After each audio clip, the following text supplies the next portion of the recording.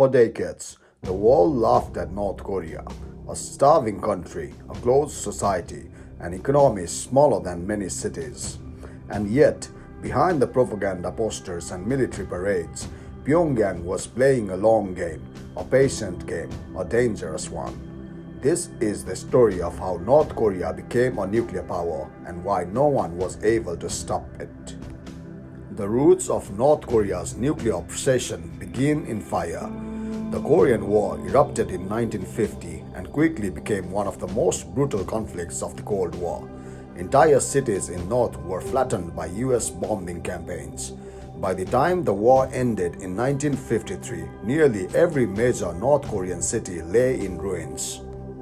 But the war never truly ended.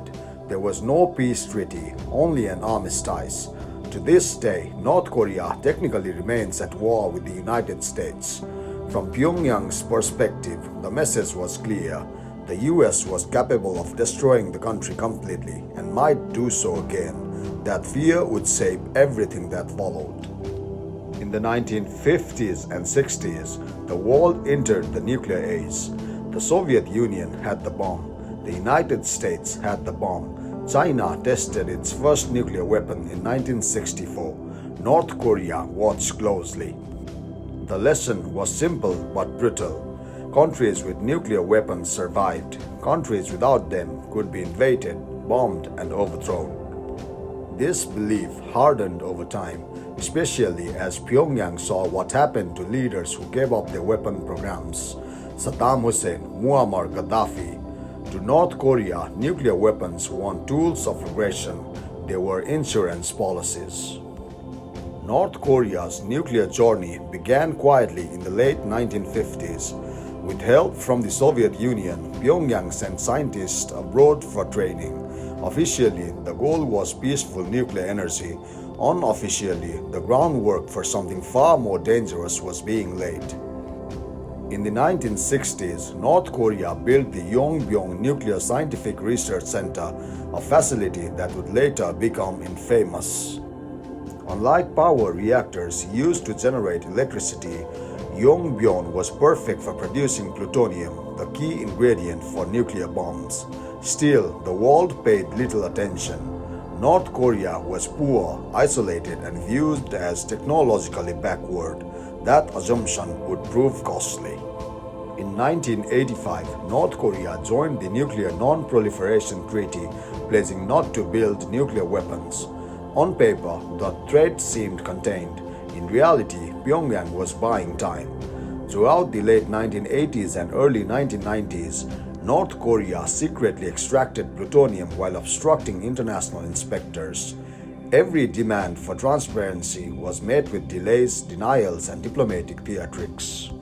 Tensions peaked in the early 1990s when the United States seriously considered military strikes on Yongbyon. War seemed possible. Instead, diplomacy intervened. In 1994, Washington and Pyongyang signed the agreed framework. North Korea agreed to freeze its nuclear program. In return, it would receive fuel, aid, and new reactors.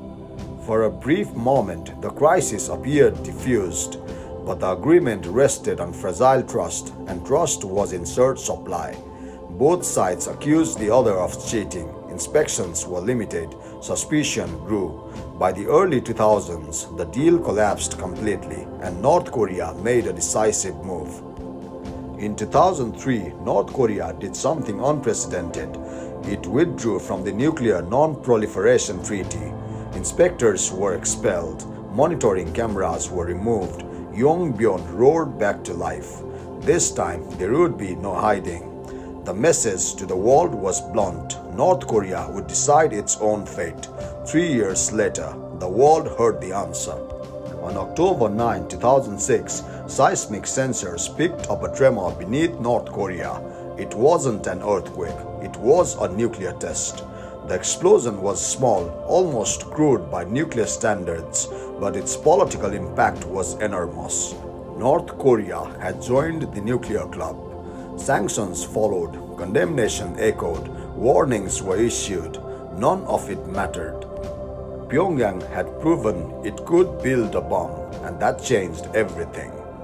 After 2006, North Korea moved faster.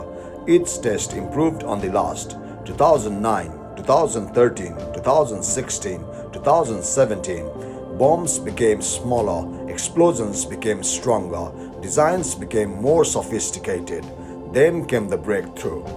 In 2017, North Korea tested what it claimed was a hydrogen bomb, far more powerful than earlier devices. Experts debated the yield, but the conclusion was unavoidable. North Korea now possessed advanced nuclear weapons, but a bomb without a delivery is just a threat. So Pyongyang focused on missiles. Parallel to its nuclear program, North Korea poured resources into ballistic missile development. Short-range missiles first, then medium-range, then long-range. Failures were frequent. Launches exploded mid-air. Rockets fell into the sea. But North Korea kept testing, and then in 2017 it succeeded, an intercontinental ballistic missile capable, at least theoretically, of reaching the United States. For the first time, Pyongyang could threaten not just Seoul or Tokyo, but Washington itself. Deterrence had arrived. The question lingers, why didn't the world stop North Korea? The answers are uncomfortable. Sanctions were strong, but never airtight.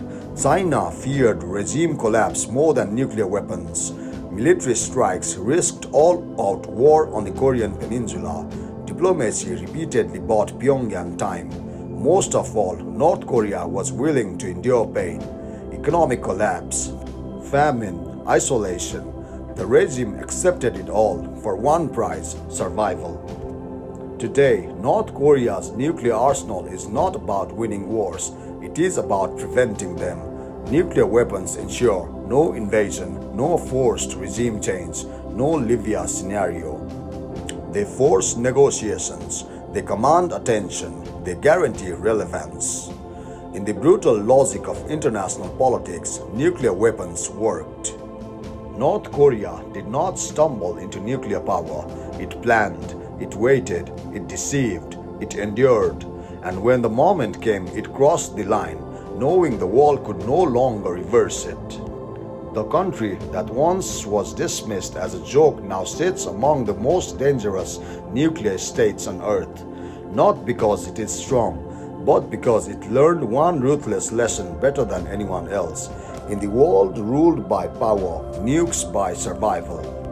Today, North Korea stands where few thought it ever could. Its cities remain dark at night, its people remain isolated, its economy remains fragile, but its nuclear weapons burn brighter than ever. Every missile parade, every underground test, every satellite image sent back to the world delivers the same warning: this program is not going away. Negotiations come and go. Summits make headlines, handshakes fade into history, but the bomb remains. Because for Pyongyang, giving up nuclear weapons would mean surrendering the one thing that keeps the regime alive. To disarm would be to trust the world, and North Korea does not trust the world. And so the standoff continues.